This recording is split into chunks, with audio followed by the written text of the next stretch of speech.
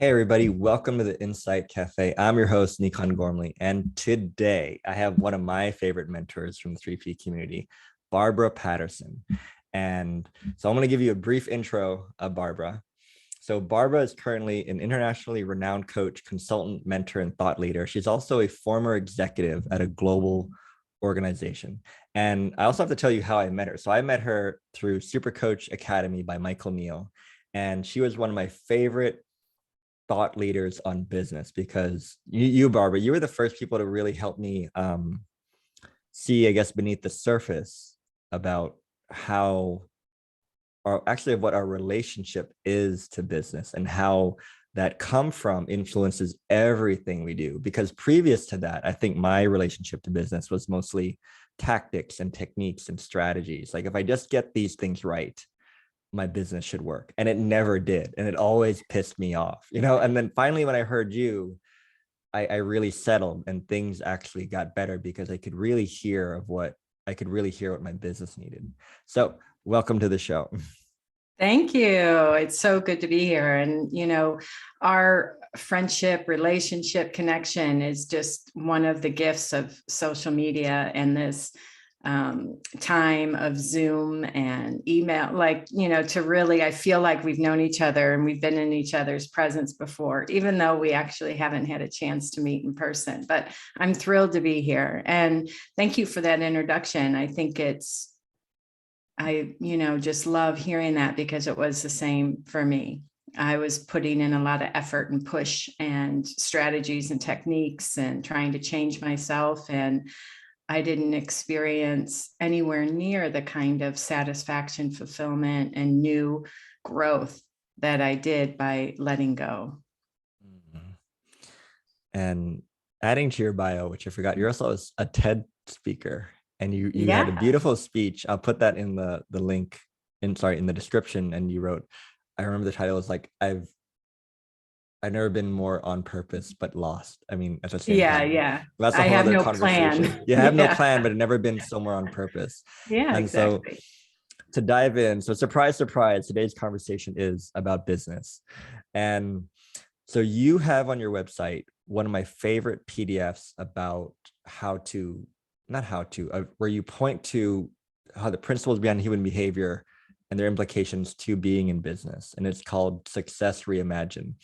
So I'd like for us to revisit that today because I recognize that when you wrote that and now is quite some time. So yeah. I'm going to prompt you with the distinctions that you wrote, and then we'll just see where we go with those. Great. All right.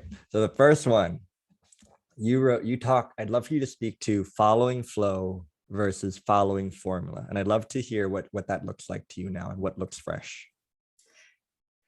Yeah, I think you actually said it when you first opened us up, when you talked about where you were listening from. And I really believe in general that where we come from inside ourselves informs everything. Where we come from inside ourselves shapes everything that comes after. So I realized that I was listening from this place of strategies and ideas and other people's success formulas, my past, what had worked, what had not worked. Like I was listening at that level.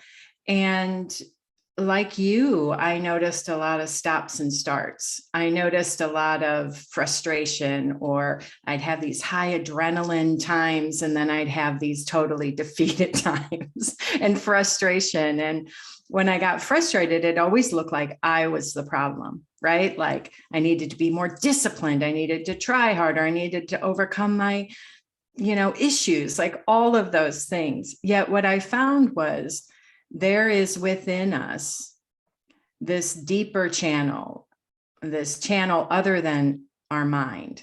And so I can follow the momentum of my mind and my thinking and my strategies and my ideas, or I can learn to listen to relax and listen from this deeper nature we all have within.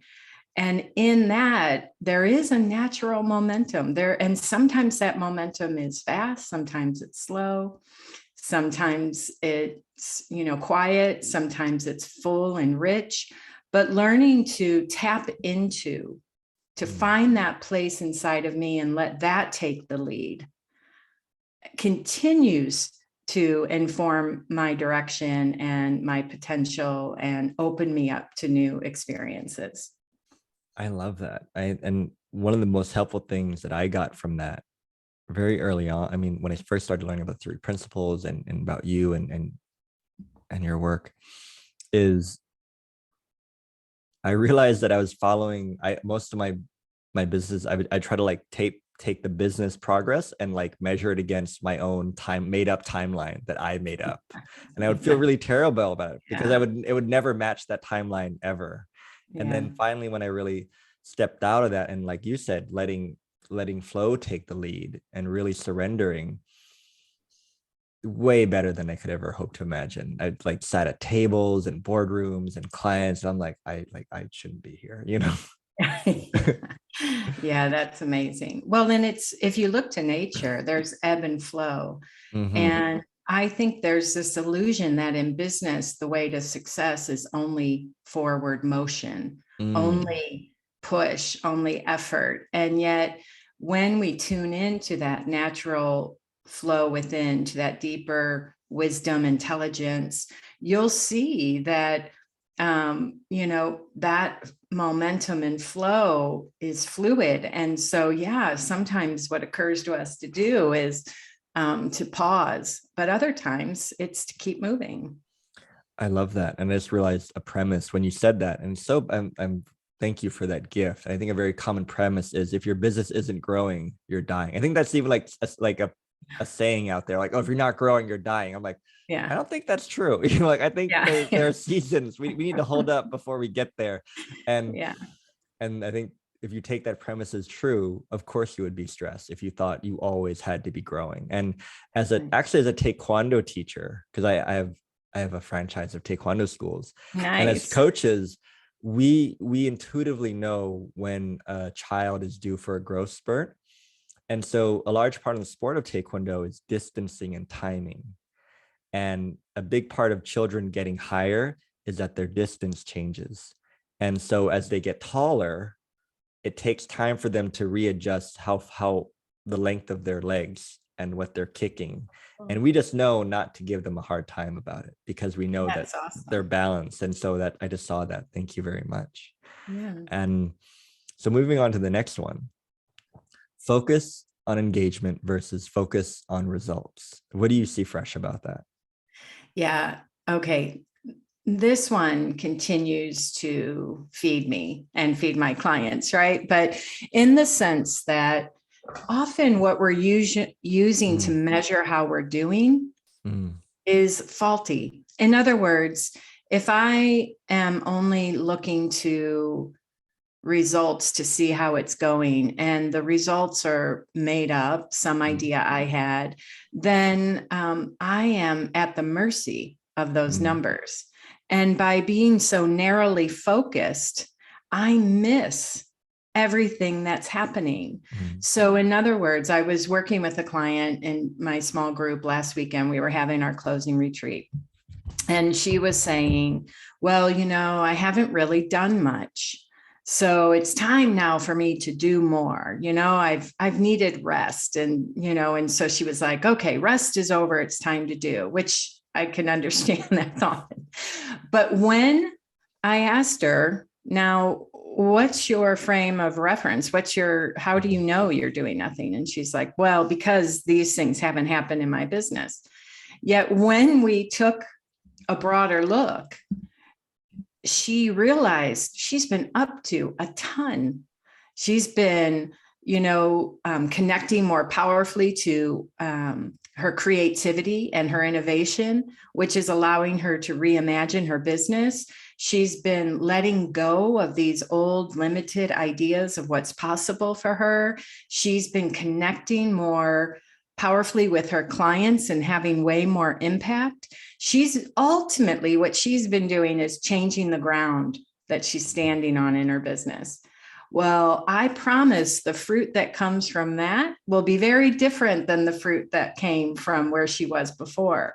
But you can see it's like she was trying to look at a particular thing to decide whether she was growing or not. Mhm. So part of the engagement versus results is stay in the game. Be careful what you're using to measure yourself against. And there is a quote, and I think it's in that book, and I love it so much because I just think it speaks to it so succinctly, that players don't change the score by looking at the scoreboard. They get in the game. So the more I got comfortable engaging with my inspiration, engaging with my ideas, the less I stopped to see how I was doing. The less I stopped to go, is this good or bad? Is it working? Has the score changed? The more I let that go, the more engaged I was. And engagement happens, momentum happens through engagement. So I had this habit of thinking, oh, if I think about it enough, it'll guarantee a certain kind of outcome. Right. Or if I get it right, it'll guarantee the result I want. And I realized that's such a misunderstanding. Yeah, I think so. My mind is blown because I just realized a false premise, which was the age old where focus goes, that's where energy grows. And I'm like, just because I'm focusing on the results doesn't mean the results are going to grow. And I'm like, okay, results, do something. And it's in like the dead of winter where nothing is going to happen.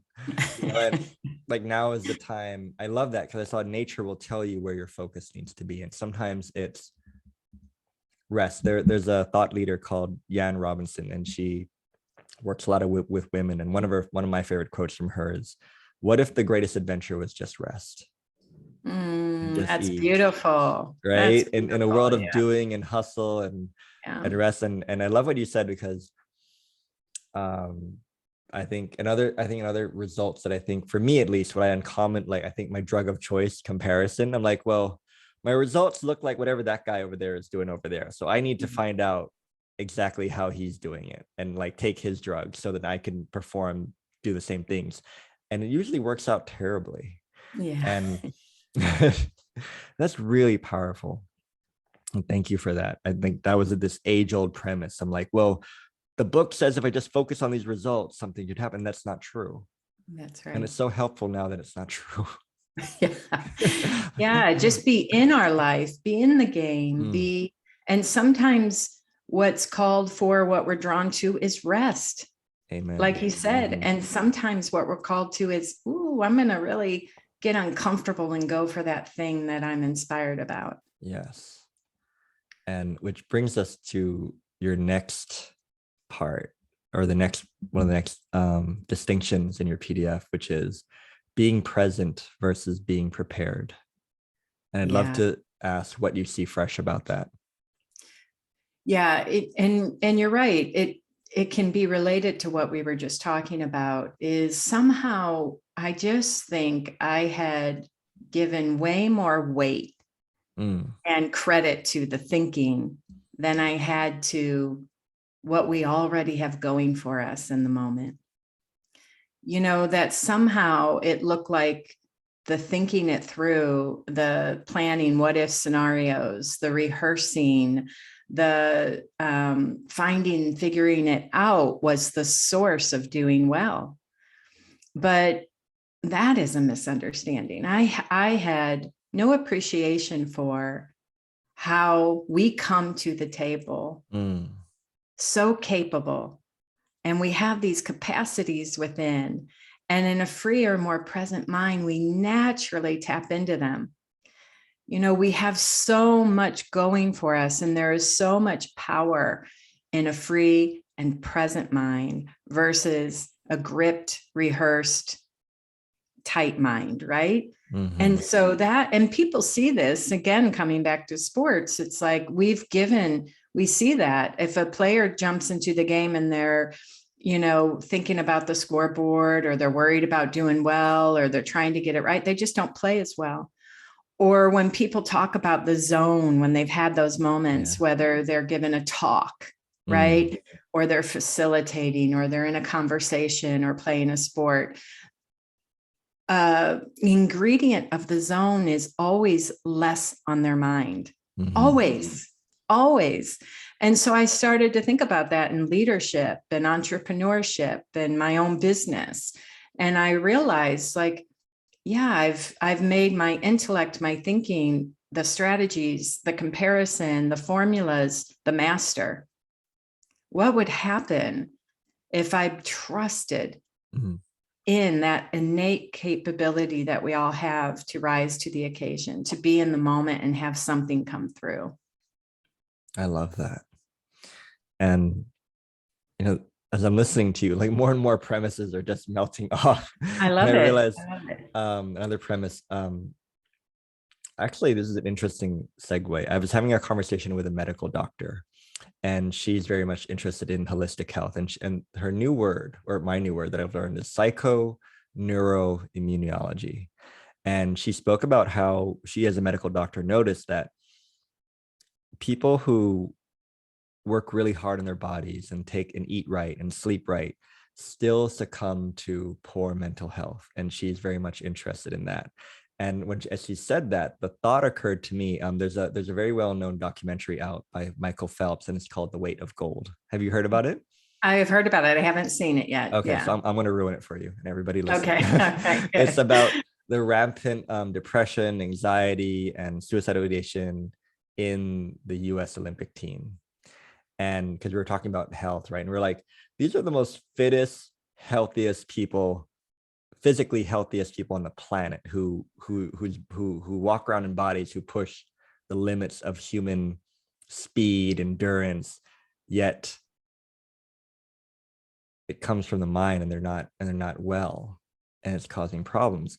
And I realized that I think a lot of people approach their health to being prepared. If I can just prepare my body enough, nothing bad will happen to it. If I can just have the healthiest body, my mind will be fine. And I realized, and as you saying that, that's just trying to be more prepared. Yeah. And it's not true. Yeah.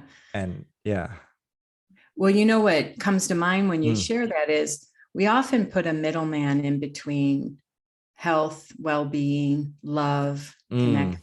Amen. Yes. Oh, I gotta do this before can love myself. I got to do this before I can be successful. I got to change, do this so I can be happy or feel good about myself. And yet what you're really talking to, what I hear and what you're saying too, is there is no middleman. Like in a freer, more open mind, we connect to that place within, which is where peace of mind resides, which is where well-being resides. That's why we can have anything going on in our business or our life, but still find our way, find our grounding, find our bearings, know we're okay no matter what. I love that. And it occurs to me, so I host sessions for founders, and we wonder about things, and we talk about things like that we're talking about in this conversation.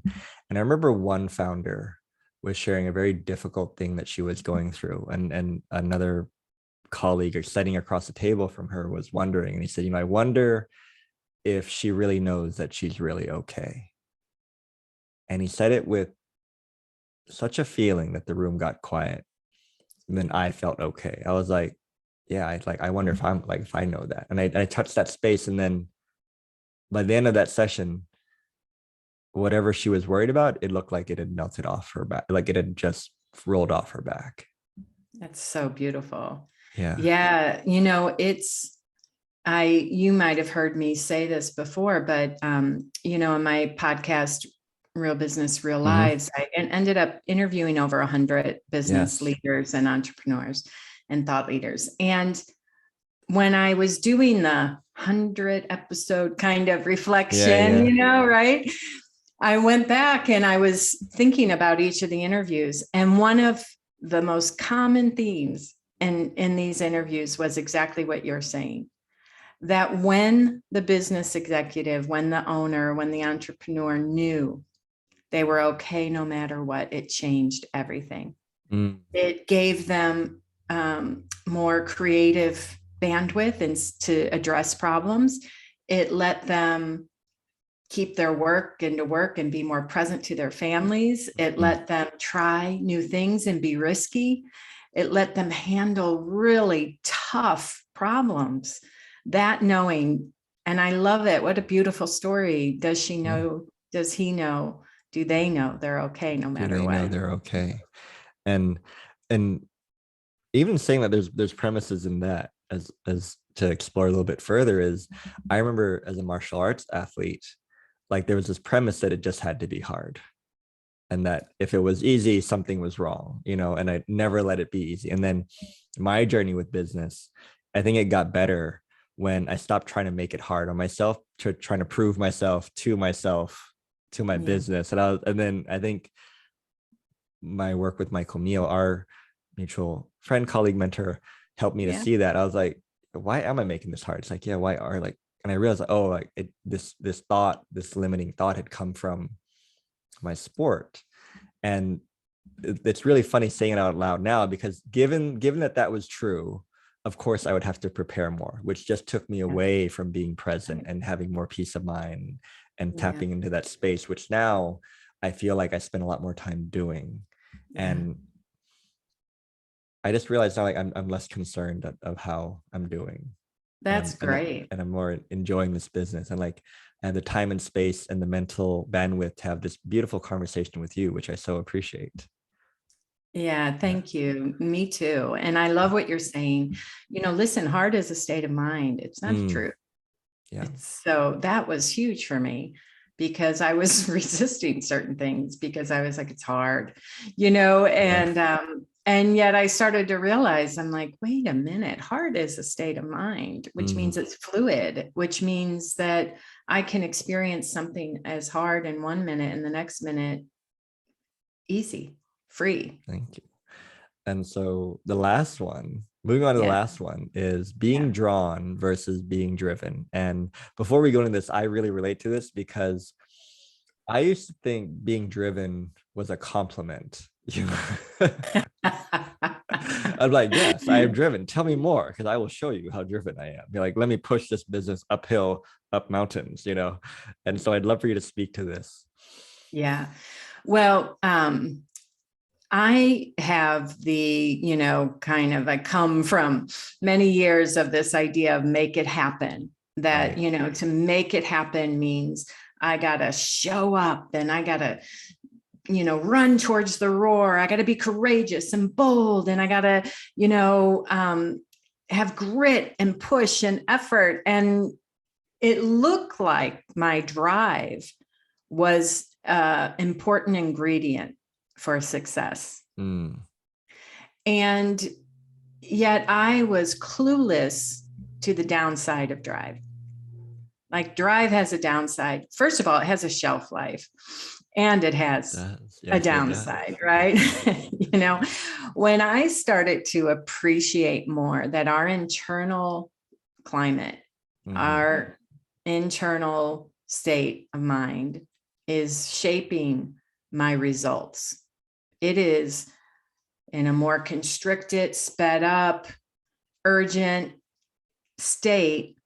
Our capacity, our actual mental capacity diminishes, right?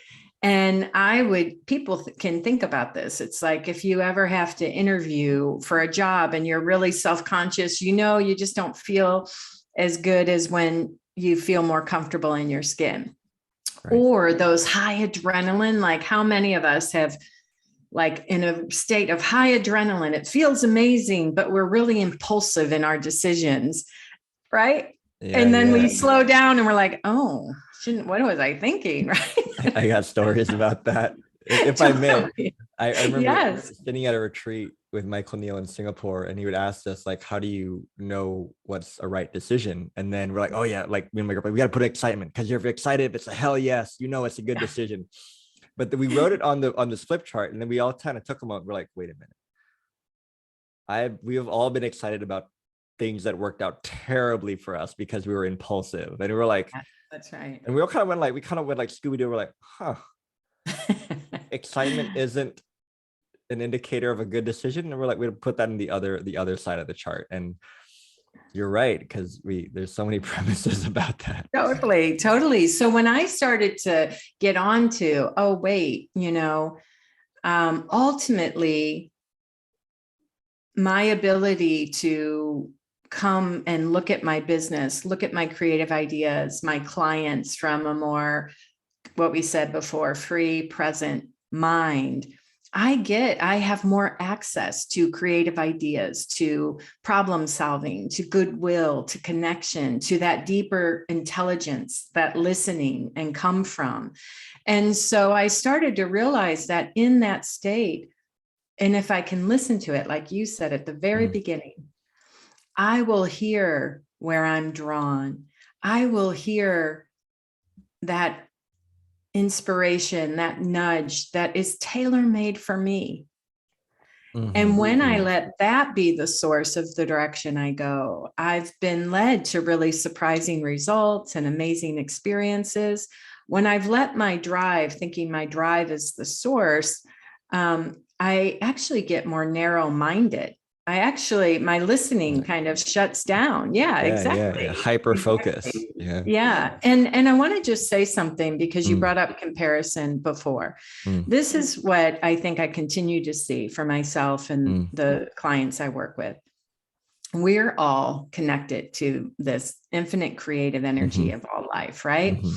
And yet it comes through us in an individual way.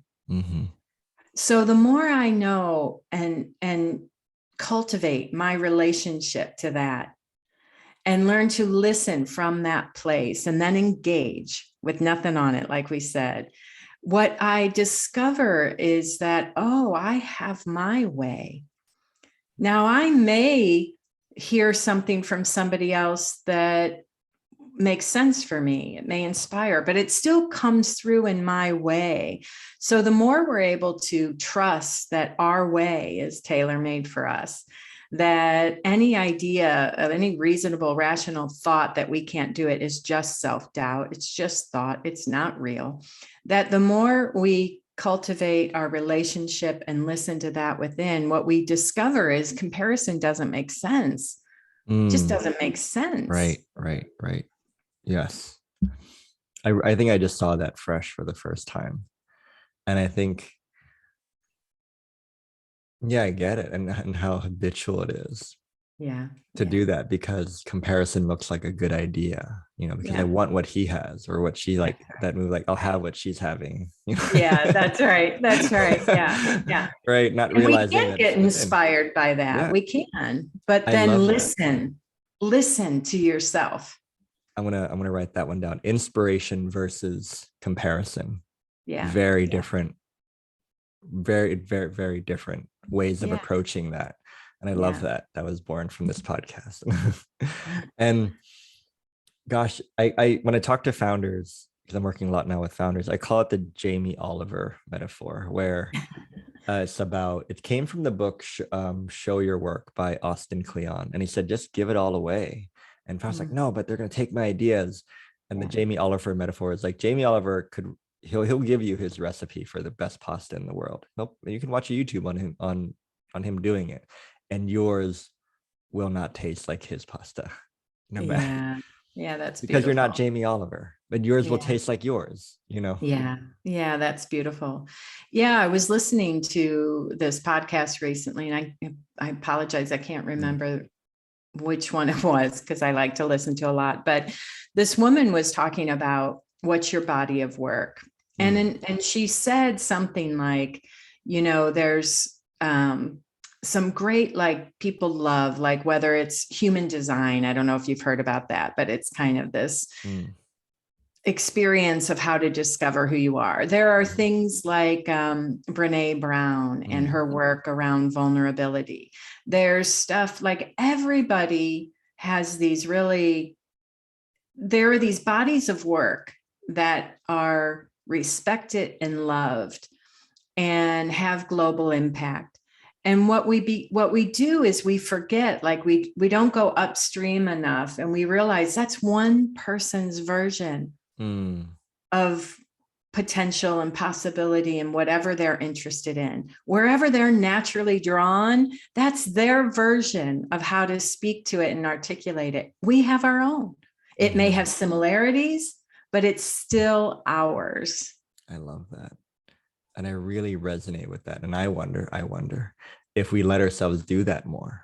Right. And there was I was listening to your podcast, and forgive me, I forget which episode, but you said something to the effect of you noticed that you were always in consuming mode, and you're like, you wake up and you would listen to something or you would read something, and you said, wait a minute, let me go back to listening to myself. And you noticed how you heard more, and like you just caught it. And I recognize that in our conversation now. I'm always consuming because I'm afraid I'm going to miss out. And then I should learn this body of work, like, human design or Brené Brown. Like I should, and then not realizing that the place those things came from them is also available within me, this innate, deeper intelligence. Yeah. I love that. Yeah. It's like the 5 rules to blah, blah, blah. Like logically they make sense. And you read the book and you're like, yeah, okay. But if we had a film on that person while they were actually living their life, you would see it was a bunch of turns and shifts and insecurity. And, like it was all this stuff. But go back further, and that what someone else's, we get inspired by what someone else says or does. It wakes something up in us. That's what we want to listen to. What is it waking up in us? Right. And do we realize that we come with that same capacity, that same potential to have insight, to listen, to let what wants to come through us have a voice and expression? Yes, I love that. And so we've come up on our 4 points, but I'm going to ask you a 5th one, which is, given your experience and your work and your podcast, interviewing 100 plus people, what looks fresh to you about business today? Yeah, I think we're in a really exciting time, because one of the gifts of the pandemic and these last 2 years has been, we were forced to see that all of our constructs about how business gets done and about workforce have been blown up. We were all forced to get creative, to reimagine what business means. And one of the themes I'm hearing over and over again is executives, leaders saying, I have no desire to go back to the way it was, to busyness for busyness sakes, to the idea that, we can't take space and time for our families and our lives, to this idea of effort for effort's sake. And so both with my entrepreneurs and the solopreneurs I work with, there is this desire to do it their way, to have a life and have a business that thrives, to not sacrifice one for the other. And for the executives and inside of companies and corporations, there are 2 themes that are really present. One is, how do we reimagine the workforce and how we get things done in our culture? And the second is, how do we create truly inclusive cultures? Did that answer your question? It did. I'd love for you to say more to inclusive cultures. What does that look like to you? So I think it means a few things. It means, do we not only hire diverse people, but do we know how to set up a culture and an environment where every voice thrives, where everyone feels heard, where everyone matters, where everyone helps shape the direction? So inclusion and this understanding are a really fascinating connection, because in our world, and maybe more in the States, I don't know, but this divisive kind of idea that we're so, we're all kind of locking into our ideas of right and wrong. And I think that in a freer, more present, connected to that deeper nature within, we naturally take in the lived experiences of other people. We see our diversity, yet also our common core. We get beyond the reactivity of our own ideas, and we're willing to listen and be influenced by one another, like in that place. And so how do companies create a culture and an environment where people move beyond conditioning, move beyond biases, whether they're conscious or unconscious? And by the way, conditioning shows up in what we think we need to do. Like I was conditioned to think my drive was the source of, right? But when I got open and was willing to experiment and let go and deal with all my insecure thinking that said, you're blowing it, right? You're really blowing it. When I got willing to test the beliefs I came to the table with and get more open and curious about, is there another way? That transformed everything. Well, the same is true in our cultures and in our teams. I love that. And I'm inspired to share what I see fresh now about business. Yes, So I'd love to hear it. I've been hosting it.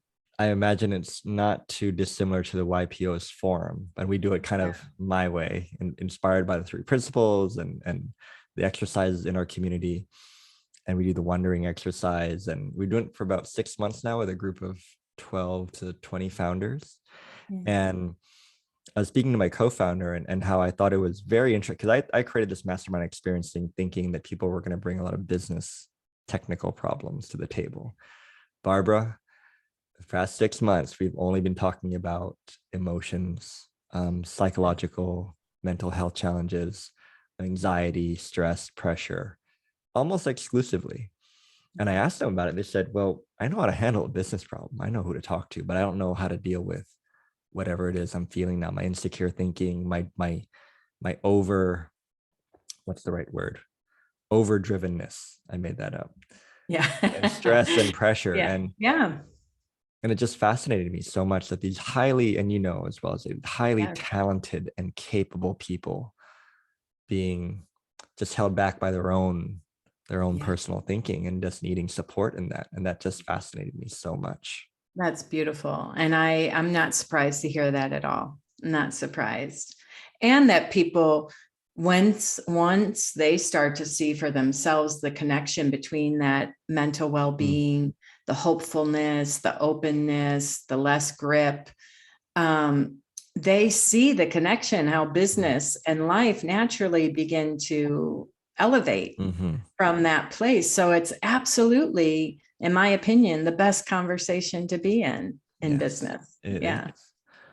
Well, we're coming up on time. So actually I want to ask you, what are you up to now in your work, and where can we find you? And what's hot right now for Barbara Patterson? Well, you can find me at 𝗲𝗲𝗃𝗃𝗃.com, but a couple things I'm excited about. One is I'm doing more group work and even working with organizations and companies and mixed leaders. Kind of, how do you again look at, and what's our starting point? What's the ground we're standing on, and how can a better understanding of that?